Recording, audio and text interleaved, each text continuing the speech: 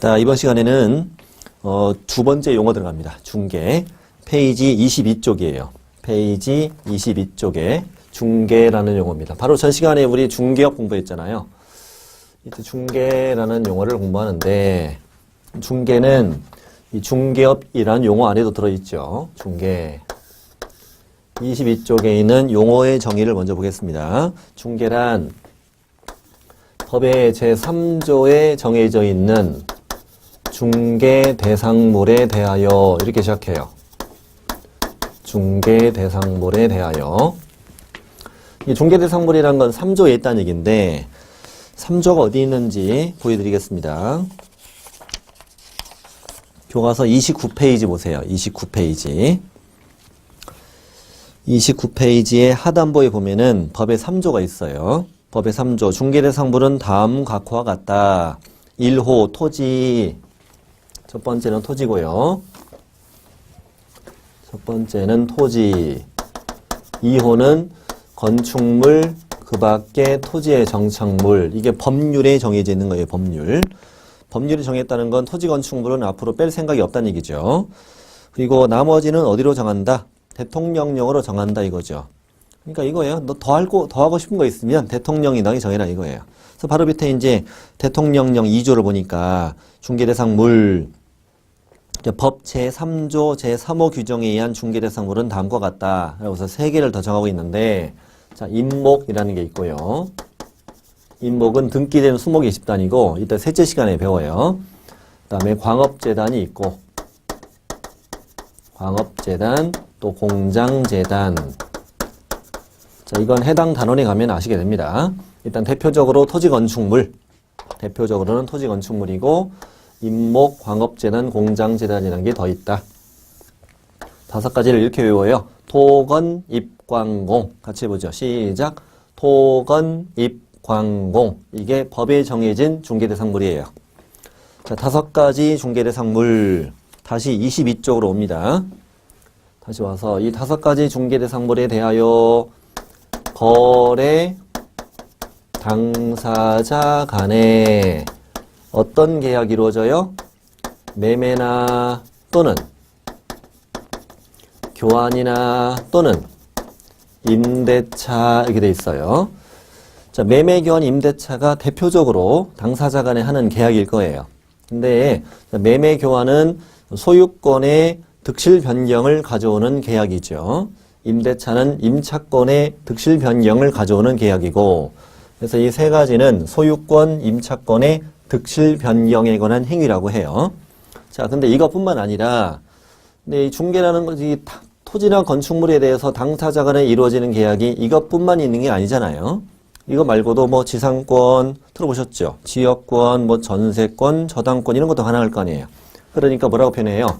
이거 말고도 그 밖의 다른 권리의 득실 변경에 관한 행위까지 이 모두를 알선하는 것, 이것을 중개라고 정의한 거예요. 정의. 어쨌거나 이 문장 자체를 좀 정리해 보면 이 거래 당사자는 대표적으로 토지나 건물에 대해서 이 매매, 교환, 임대차 이런 계약을 하는 걸 도와주는 건데, 이 거래 당사자가 하는 계약이 매매, 교환, 임대차뿐만 아니라 그 밖에 다른 권리의 득실 변경에 관한 행위까지를 다 포함하는 건데, 어쨌거나 매매, 교환, 임대차는 모두 다 권리의 득실 변경에 관한 행위이기 때문에 매매, 교환, 임대차는 다 어디에 포함되냐면 이 권리의 득실 변경에 관한 행위 안에 다 포함돼요. 포함되어 있습니다. 소유권의 득실 변경에 관한 행위고 임차권의 득실 변경에 관한 행위니까요. 자, 어쨌건 그러니 거래 당사자는 결국은 뭘 한다는 거예요? 이 권리의 득실 변경에 관한 행위를 한다는 거고, 토지나 건물에 대해서 당사자 간의 이 권리의 득실 변경에 관한 행위를 알선하는 것을 중개라고 정의한 거예요. 제가 이렇게 이제 표현한 이유는 이 중개라는 용어 자체를 내는 문제가 있어요. 내는 문제를 낼 때 이렇게 나와도 맞다는 거예요. 자, 중개란 중개 대상물에 대하여 거래 당사자 간의 권리의 득실 변경에 관한 행위를 알선하는 것을 말한다. 그래도 오예요. 오. 왜? 매매기원 임대차는 다 이 안에 포함되니까요. 포함되니까. 그래서 매매기원 임대차를 빼도 상관은 없어요. 그 밖에라는 용어는 뒤에 거를 설명할 때 앞에 예를 든 거예요. 예를 들을 때 쓰는 말이 그 밖에예요. 예를 들어 뭐 오이, 당근, 호박, 그 밖에 채소 이럴 때 쓰는 말이잖아요. 매매기원 임대차는 다 이 안 포함되니까 매매기원 임대차는 빠져도 이 문장은 맞습니다. 맞습니다. 자, 어쨌건 중개라는 것은 결국 토지나 건축물 이런 중개대상물에 대하여 당사자 간의 권리의 득실 변경 행위를 알선하는 것이다. 그림을 그리면 이렇게 건축물이에요. 중개대상물. 그리고 거래 당사자 간에 예를 들어서 매매를 한다. 매매. 중개대상물에 대하여 거래 당사자 간의 소유권의 득실 변경에 관한 행위인 매매 행위. 이것을 알선해 주는 거라면 이건 중개겠죠. 네, 중개. 제가 그림을 그린 이유는 이 문장 속에는 주어가 없죠, 역시. 예. 아까 전 시간에 했던 것처럼 중개업도 마찬가지예요. 의뢰받고 보수받고 중개를 업을 했으면 개공이 해도 뭐고? 중개업이고 등록하지 않은 자가 해도 중개업이죠. 다만 등록하지 않은 자가 있을 땐 처벌되죠. 마찬가지예요. 이 행위를 했으면 개공이 해도 뭐고? 중개고 개공이 아닌 자가 해도 이건 중개예요. 네. 어느 누가 하더라도 이 행위를 하면 이건 중개인 거예요. 다만 지금까지 배운 것만 가지고 따지고 봐도 등록하지 않은 자가 이 중개 행위 했을 때 이 자체를 가지고 처벌되는 건 아니죠. 이 중개 행위 자체로 처벌되는 건 아니고 중개업을 했을 때 위반이 된다 이런 거지. 네. 자, 이런 것이 중개인데 어쨌거나 내 소개로 둘이 만나서 계약하는 것이 중개다. 중개다. 일단 용어의 정의 중개에서 이제 하나씩 이제 살펴보도록 하자고요. 먼저 중개대상물부터. 중개대상물. 밑에 중개대상물이라고 써 있는데 읽어보면 법률에서 토지, 건축물 그 밖에 토지정착물을 정하고 있고 대통령령에서는 임목, 광업재단 및 공장재단을 정하고 있다 이렇게 하고 있어요. 그러면 한번 보자고요. 잠시 칠판을 보시고 자, 자동차 생각해 볼게요. 자동차.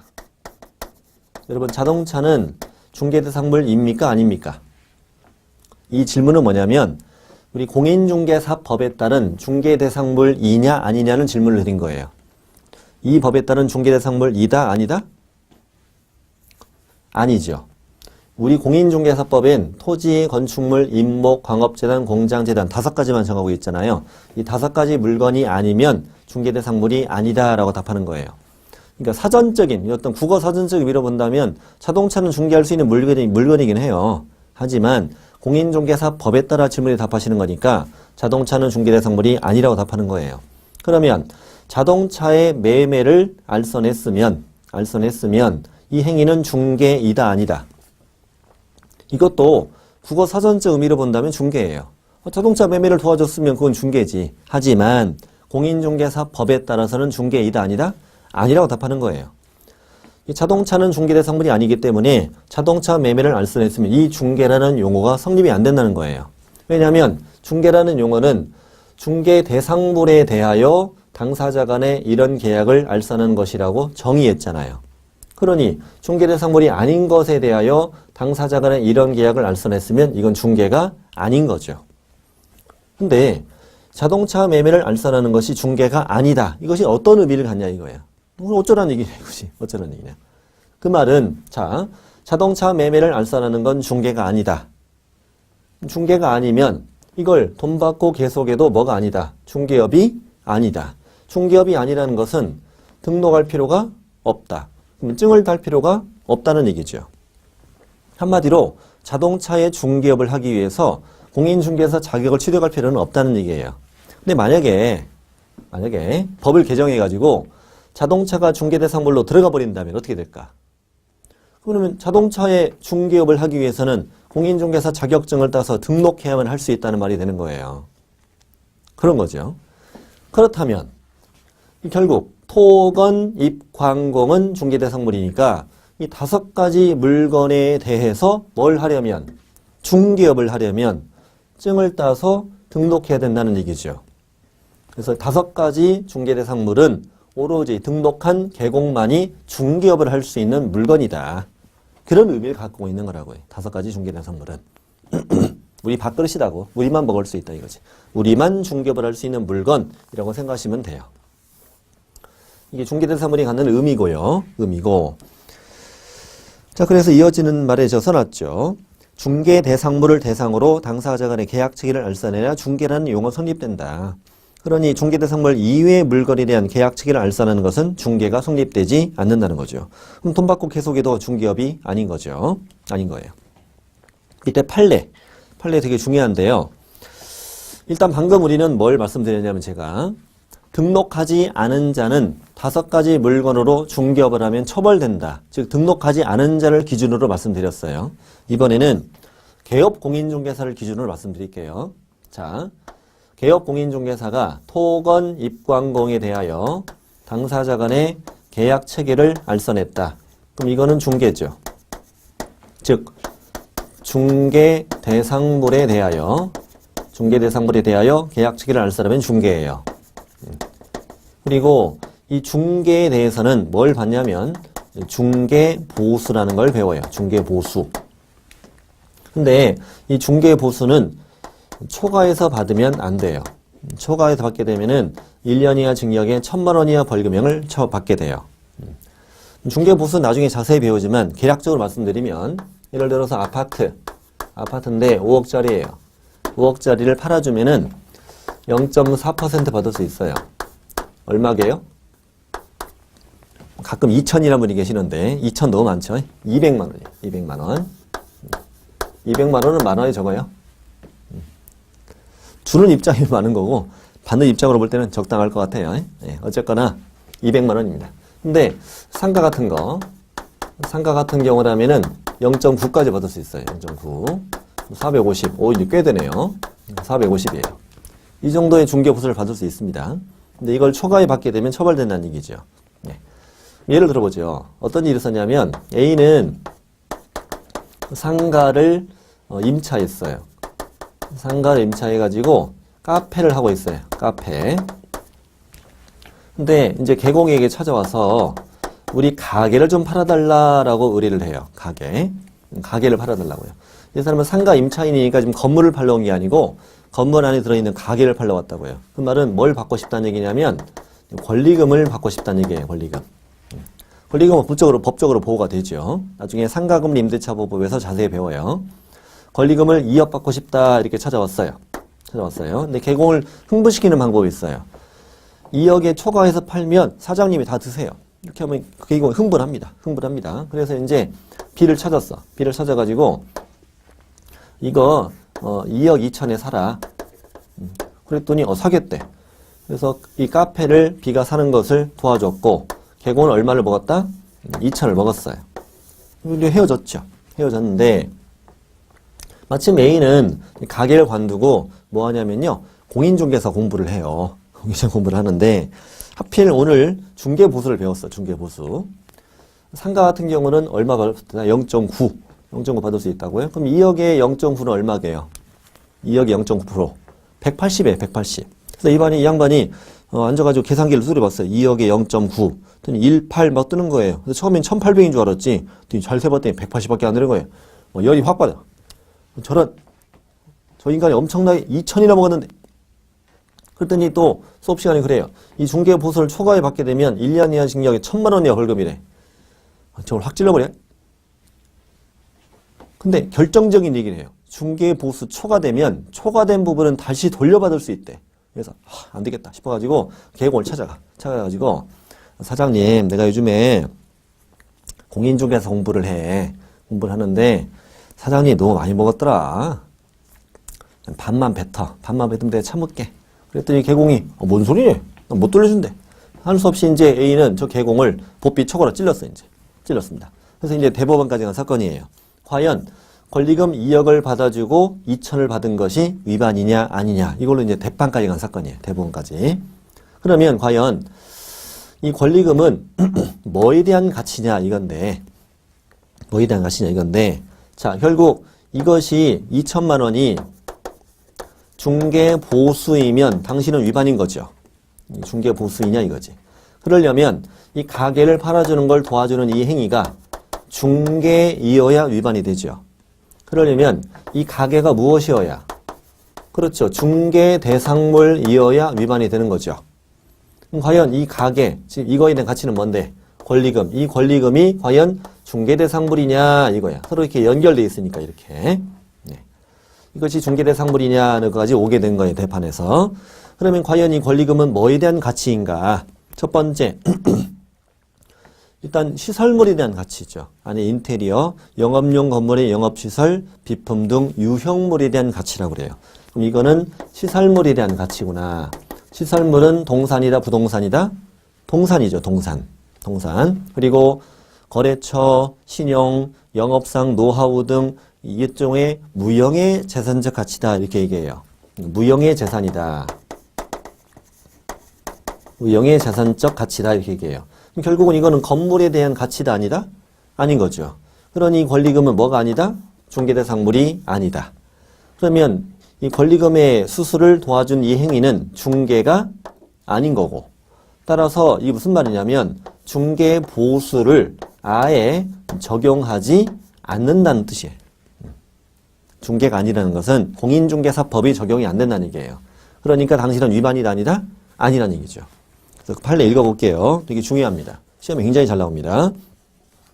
영업용 건물의 영업시설, 비품 등 유형물이나 거래처, 신용, 영업상 노하우 또는 점포 위치에 따른 영업상의 이점 등 무형의 자산적 가치는 중개 대상물이라 할 수 없으므로 그러한 유무형의 자산적 가치 양도에 대하여 이른바 권리금 등을 수수하도록 알선한 것은 중개 행위에 해당하지 아니하고 따라서 이 법에 정하고 있는 중개 보수의 한도액이 여기에 적용되지 않는다. 이렇게 잘 나옵니다. 그래서 방금 이 중개 대상물이 갖는 의미 이걸 한번 보신 거예요. 중개 대상물. 자, 그 다음에 볼 건 뭐냐면 자, 그 밖의 권리. 공인중개사법 용어의 정의는 그냥 그 밖의 권리라고 되어 있어요. 이 그 밖의 권리는 도대체 뭐가 들어갈 수 있느냐, 뭐가 들어갈 수 있고 없고 이걸 따지는 거예요. 네. 그 밖의 권리. 자, 그래서 이제 그 밑에 양가로 2번에 관한 내용인데 양가로 2번에 오른쪽 페이지요.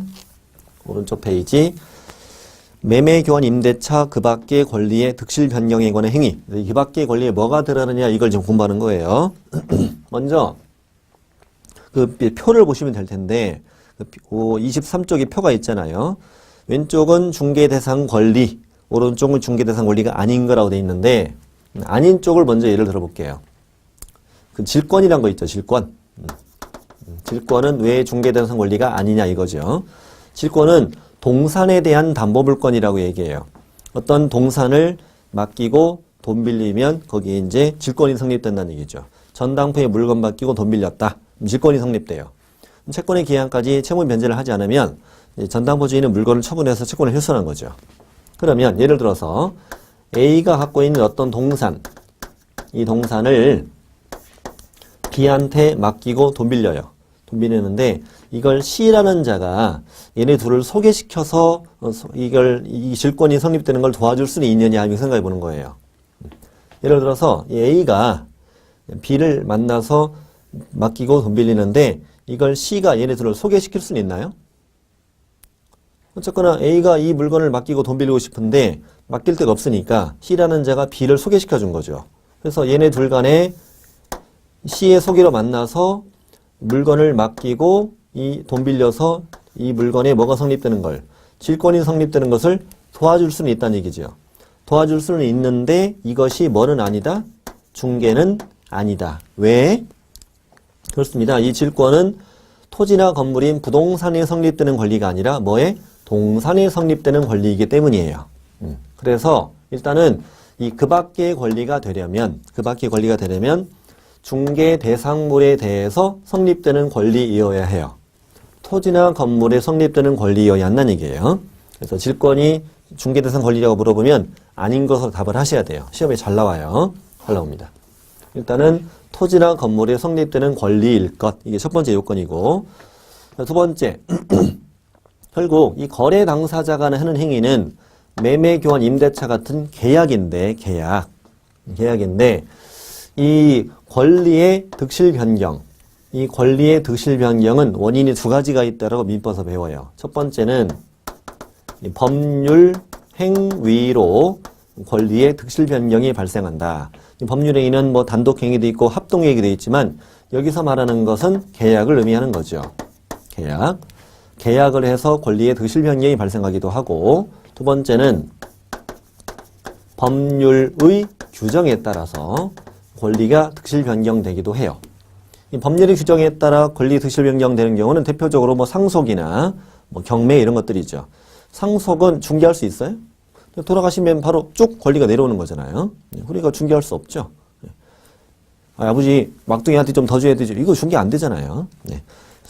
경매 이런 것도 중개할 수 없잖아요. 경매에 입찰해서 1등 했어요. 대금 납부를 하면서 동시에 소유권 취득하죠. 채무자하고 앉아서 매매가 쓸 수가 없잖아요. 만나주진 않을 텐데. 이렇게 상속이나 경매나 판결 이런 거에 이렇게 법률의 규정에 따라 권리가 득실 변경되는 경우는 중개할 수는 없는 거죠. 중개라는 걸 할 수 없는 거죠. 중개라는 건 내 소개로 둘이 만나서 계약하는 거라고 했으니까. 그럼 예를 들어서 거기에 이제 오른쪽에 보면은 유치권의 성립이라는 게 있어요.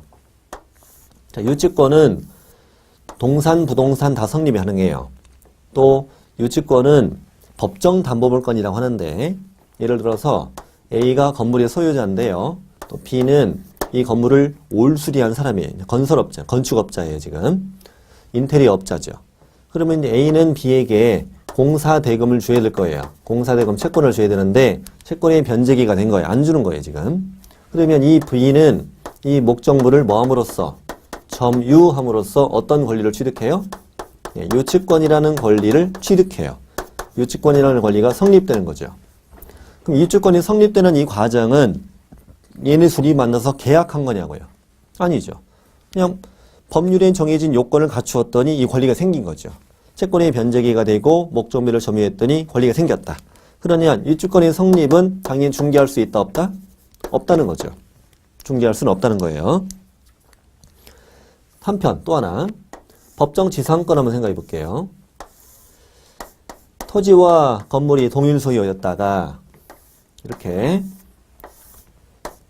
건물만 샀다, B가. 그럼 얘네 둘 간에 이루어진 건 건물의 매매만 했을 뿐이에요. 매매만. 건물의 매매만 했을 뿐인데 이거를 이제 중개했다고 해봐요. 개공이. 중개했어요. 근데 B는 건물의 소유권을 취득한과 동시에 뭘? 법정지상권. 법정지상권이라는 것도 함께 취득하게 돼요. 별도의 지상권 계약을 했는데 안 했는데? 안 했는데 그냥 건물만 샀는데 법정지상권이라는 권리가 자동으로 생긴 거죠. 그러니 이것도 어떤 둘 간에, 얘는 둘 간에 별도의 계약으로 성립된 게 아니잖아요. 그러니까 이것도 중개할 수 있다, 없다? 없다. 유치권의 성립이나 법정지상권의 성립 이런 것들은 중개할 수 없다는 얘기죠. 왜? 어떤 둘이 계약으로 취득하는 권리가 아니라 법률의 규정에 따라서 자동으로 생기는 권리니까.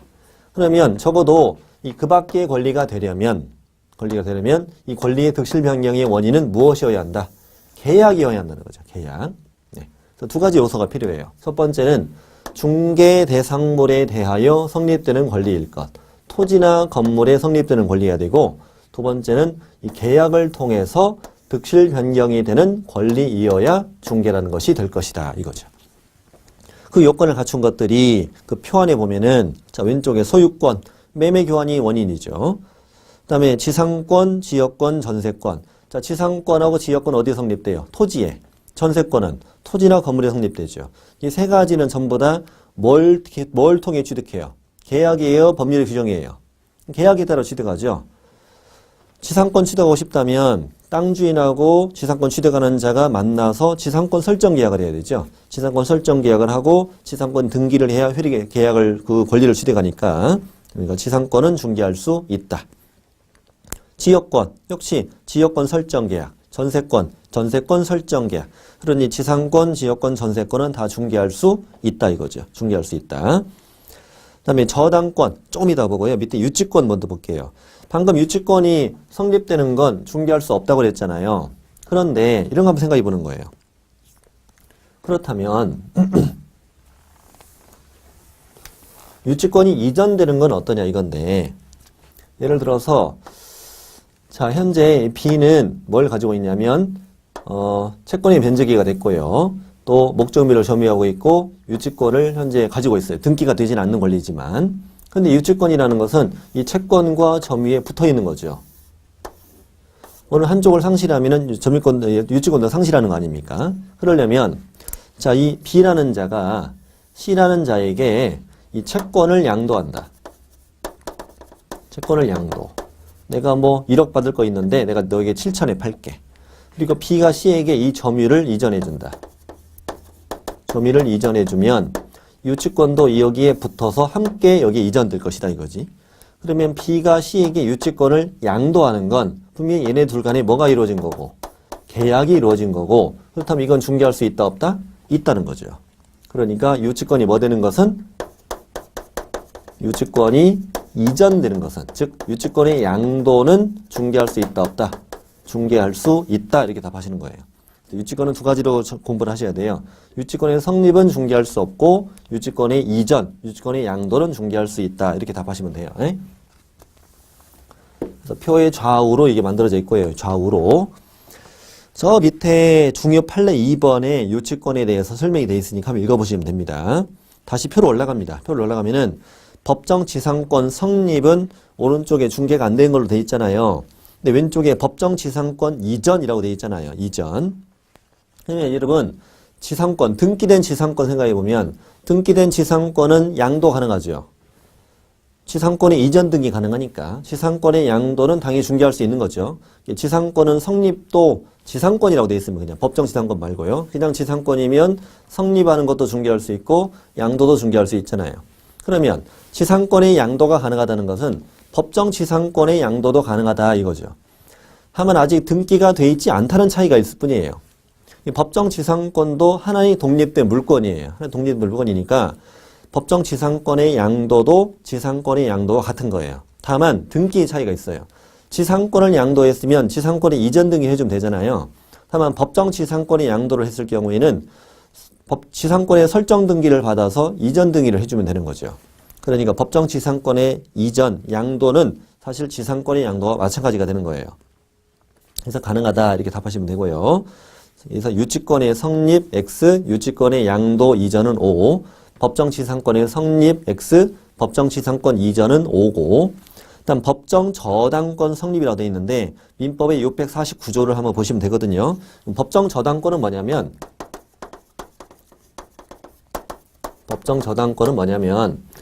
토지를 임차해서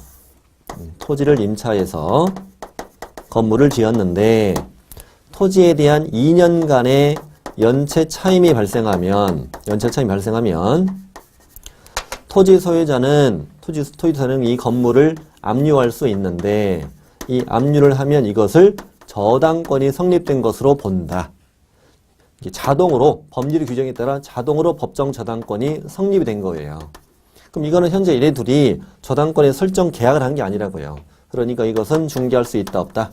없다. 결국은 법정 들어가고 성립 들어가면 다 중개가 안 되는 거예요. 네. 자 그러면 저당권이라는 건 뭐 되느냐 이거죠. 저당권. 거기 이제 저당권은 일단 중개대상 권리가 되는 쪽에 들어있잖아요. 자 저당권이라는 것은 일단은 토지나 건물이 성립이 되죠. 토지나 건물이 성립이 되고 저당권도 당연히 계약을 통해서 성립되는 권리예요. 저당권 설정 계약을 해서 등기하여 저당권을 취득하게 되잖아요.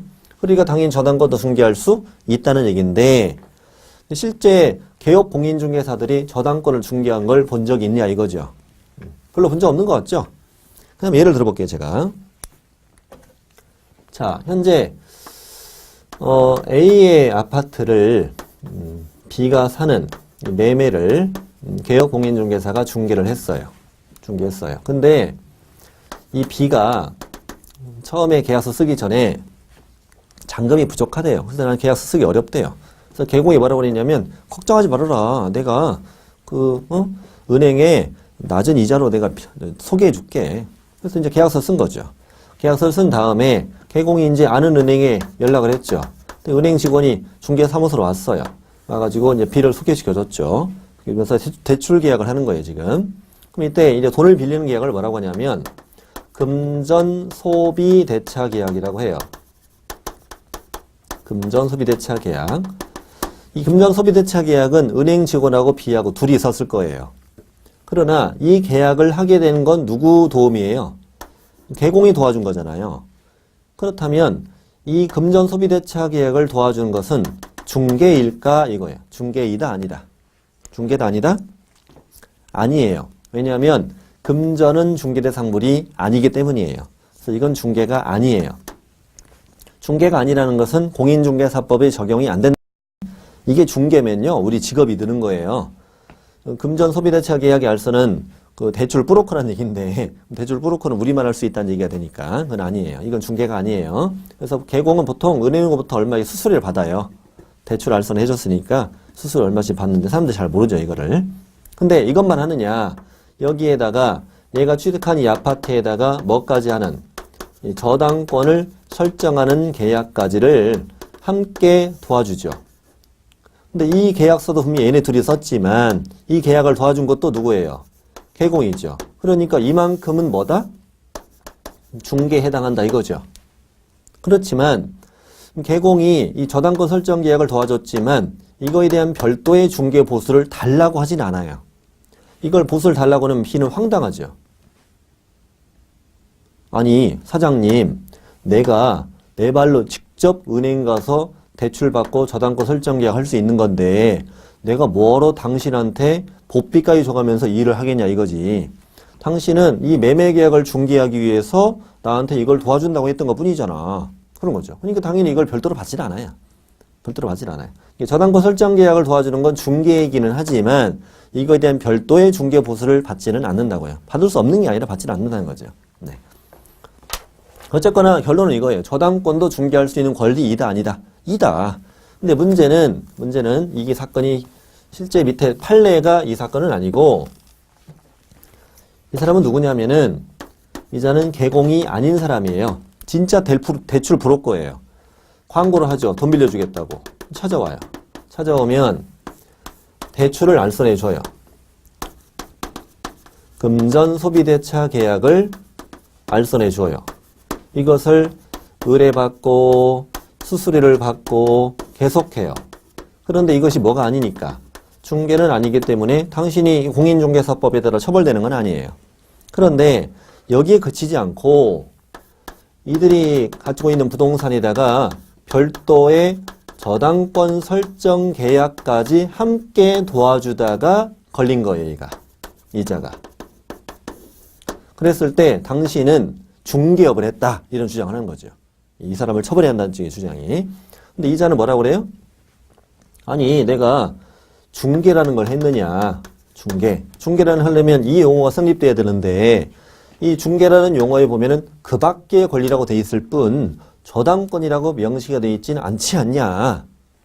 과연 이 그 밖의 권리에 저당권이 들어가냐 안 들어가냐, 이것이 이 사건의 가장 핵심이 됐던 거죠. 근데 아까 우리 이미 논리적으로 이 그 밖의 권리는 저당권에 들어간다 안 들어간다? 들어간다. 그러니까 당신은 이제 무동덕 중개업으로 처벌이 된 그런 사건이었죠. 그게 저 밑에 그 판례 1번이에요. 판례 1번. 되게 시험에 잘 나와요. 자, 타인의 의뢰에 의하여 일정한 보수를 받고 부동산에 대하여 저당권 등 담보물권의 설정에 관한 행위 알선을 어불에 했을 때도 뭐에 해당한다 할 것이고 중개업에 해당한다 할 것이고, 그와 같은 저당권 설정에 관한 행위 알선이 금전 소비대차 알선의 부수하여 이루어졌다 하여 달리 볼 것도 아니랄 것이다. 그래도 중개업에 해당한다 이거예요. 그러니 결국엔 그 밖의 권리는 저당권도 포함된다는 얘기죠. 포함된다. 지금 표로 계속 들어가 보시면 지금 저당권까지 보셨죠? 유치권에 이전되고 그다음에 법정지상권에 이전도 되고 배웠고, 그다음 임차권 문제 없고 등기된 환매권이 있는데 일단은 환매계약을 잠시만 볼게요. 환매계약. 자, 먼저 A가 갖고 있는 부동산인데 뭐 시가 5억이래요. 시가 5억인데 이거를 B하고 3억에 매매를 했어요. 3억에 매매를 하는데 사실은 3억 빌린 거나 마찬가지예요. 그리고 얼마 후 이걸 다시 되사자라는 환매 계약을 한 거예요. 이따가 나오지만요. 이것도 시험에 물었어요. 환매 계약도 중개할 수 있느냐. 이 계약도. 환매계약도 중개할 수 있는 계약이다. 이렇게 시험에 나왔어요. 맞다. 왜냐하면 어쨌거나 환매계약도 부동산에 대해서 다시 사는 계약이잖아요. 계약. 토지랑 건물에 대해서 다시 되사는 계약이므로 이 환매계약도 중개할 수 있어요. 그런데 이 환매계약은 채권계약이기 때문에 제3자에게는 효력을 준용할 수 없거든요. 그 말은 무슨 말이냐면 지금 이 부동산 소유권이 B한테 넘어갔잖아요. B가 제3자에게 처분했으면 환매가 안 된다는 거죠. 그렇기 때문에 A는 이 환매권을 등기하죠. 등기된 환매권. 소유권 이전 등기와 동시에 신청해서 환매권 등기를 해요. 그럼 이 등기된 환매권은 타인에게 양도 가능하느냐 이거죠. 양도 가능하냐. 그렇다. 환매권의 이전 등기 가능하니까. 그럼 결국 등기된 환매권을 양도하는 건 계약으로 이루어진 것이니까 중개할 수 있다 없다? 있다. 그래서 등기된 환매권도 중개할 수 있다고 답을 하셔야 돼요. 되게 잘 나와 이것도. 그럼 왼쪽은 다 보셨고 오른쪽에 이제 점유권. 점유권은 어떤 계약으로 취득하는 권리가 아니니까 중개가 아니라고 답하시면 되고요. 질권, 유치권의 성립, 법정지상권 성립, 법정저당권 성립 다 안 되고 분묘귀지권은 아예 거래가 되지 않는 권리예요. 광업권, 어업권, 특허권, 저작권 다 X로 문제를 고르시면 돼요. 시험에 나오는 거 다 정리했습니다. 정리했고 밑에 이제 두 번째 있는 표는 중개 대상 행위이냐 아니냐 이걸 따지는 거고요. 시험에 이렇게 잘 나오는 편은 아니에요. 왼쪽에 있는 건 방금 뭐 소유권의 매매 교환, 계약을 말한 거예요. 계약, 중개 대상 행위 계약, 그리고 임대차 계약, 지상권, 지역권, 전세권 설정 계약, 이전 계약, 뭐 다 중개할 수 있는 계약들이죠.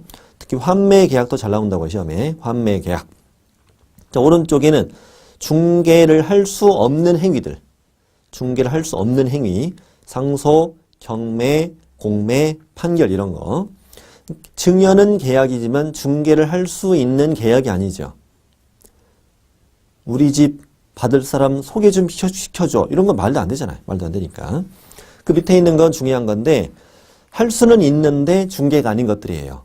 할 수는 있어. 개업공인중개사가 할 수는 있는 행위지만 중개와는 구별되는 업무라고요. 분양대행, 이거 중개이다 아니다? 아니다. 되게 잘 나와요. 분양대행은. 그래서 분양대행은 중개와 구별되는 것이라서 중개보수를 적용하지 않는다라고 다음에 배워요. 다음에 그 파트에 가면 경매, 매수신청, 대리 이거 중개와 구별되는 업무라고 배워요. 이건 대리행위 있잖아. 대리행위. 자 이렇게 해서 아주 중요한 그 밖의 권리, 중개할 수 있는 행위, 중개할 수 없는 행위 이런 것들을 공부했고요. 이 그 밖의 권리가 중요합니다. 그 밖의 권리가. 자 넘기겠습니다. 다음 페이지는 이제 24페이지는 이 중개 행위가 갖는 성격 보는 건데 동그라미 1번 정도만 이해하시면 충분하고요. 자 여러분 이 거래 당사자가 하는 행위는 계약이잖아요. 계약. 이 계약은 뭐에 속해요? 법률 행위에 속하잖아요. 네. 거래 당사자가 하는 행위는 법률 행위예요. 다만 이 개업공인중개사가 하는 행위는 법률 행위는 아니라는 거죠. 두 사람 간의 계약 체결을 도와주는 행위일 뿐이죠. 예를 들어서 계약서를 쓰면 매도인은 A고 매수인은 B고 개공은 제3자잖아요. 청약과 승낙의 의사표시를 하는 건 A와 B라는 거죠. 의사표시를 하는 자는 A와 B고 계약을 직접 하는 자도 A하고 B예요. 개업공인중개사는 이 의사표시를 이끌어내기 위해서 상담해주고 설득해주고 조언해주고 이런 사람인 거죠. 이 개공이 하는 이런 행위가 의사표시는 아니죠. 계약 체결을 제3자에 지휘해서 도와주는 행위인데 이런 행위를 사실행위라고 해요. 사실행위. 네. 여기서 알아야 되는 거 뭐냐면 거래 당사자가 하는 행위는 뭐고? 법률 행위고 이 중개 행위는 무슨 행위다? 사실행위다. 그래서 중개 행위라는 것은 당사자 간의 법률 행위가 용이하게 성립할 수 있도록 도와주는 사실행위이다. 중개 행위가 법률 행위다 이러면 틀려요. 되게 잘 나와요. 중개 행위는 뭐다? 사실행위다. 동그라미 3번을 또 가끔 내요. 3번.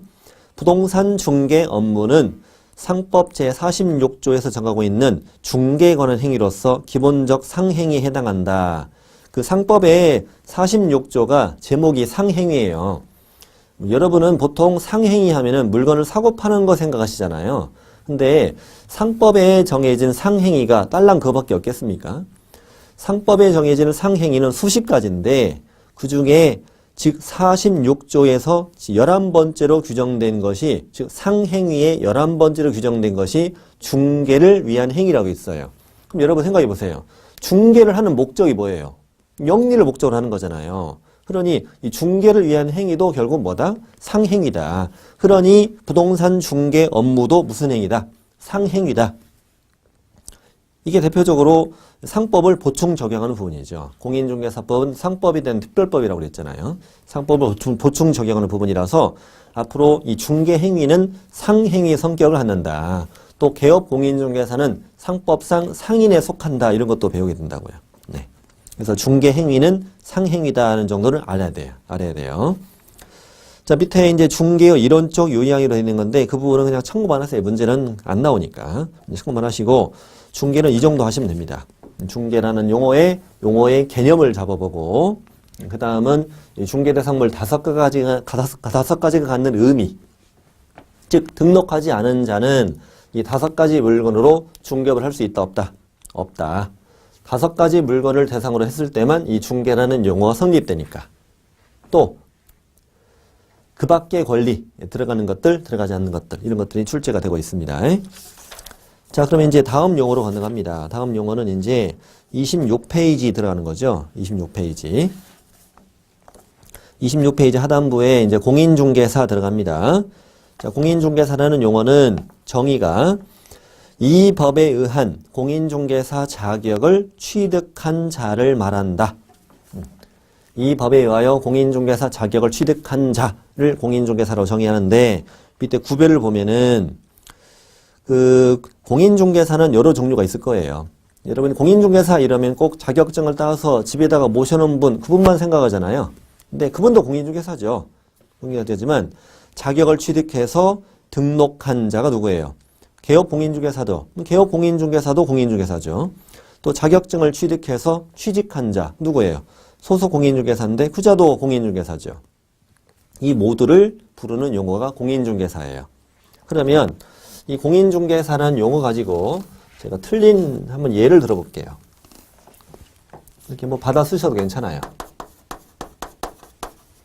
자, 공인중개사란 공인중개사 자격을 취득하고 중개사무소 개설 등록을 한 자를 말한다. OX? X. 그럼 이게 왜 틀리냐 이거죠. 왜 틀리냐. 자격을 취득하고 중개사무소 개설 등록한 자를 말한다 라고 정의하면, 이렇게 정의하면 자격은 취득했으나 아직 등록을 하지 않은 자라면 공인중개사가 아닌 자가 되죠. 아닌 자가 되죠. 얘만 공인중개사라고 하는 건 아니잖아요.